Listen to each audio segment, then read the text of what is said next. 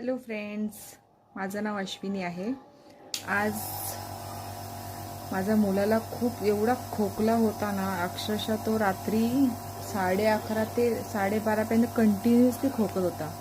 तर मी खूप टेन्शनमध्ये आले। तर आज मी त्याला डॉक्टरकडे घेऊन गेले। तर डॉक्टरने सांगितले नॉर्मली इन्फेक्शन चालू आहे मुलांमध्ये, तर त्यामुळे होत असेल। तर त्याने नवीन मला औषध दिलं आहे आणि सांगितलं की घरी वाफ घ्यायला। मी तुम्हाला दाखवते, तो वाफ घेत आहे बघा, वाफ घेत आहे। आणि मी तर मशीन घेऊनच ठेवली। कधी पण यूज होतं, लहान मुलांना मोठ्यांना पण यूज होतं। तर मशीन आपली घरात असलेली बरी आहे। बाकी आजकाल चालूच आहे मुलांमध्ये, बाहेरचं खातात, थंड पितात। तरी आम्ही बंदच केले, थंड पाणी वगैरे बंदच केलं आहे त्यांचं।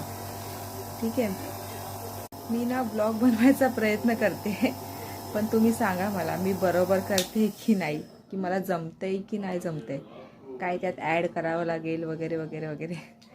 जस्ट ट्राय करते मी। जमलं तर चांगलीच गोष्ट आहे, पण तुम्ही नक्की सांगा मला नक्की जमतंय की नाही। Thank you, bye.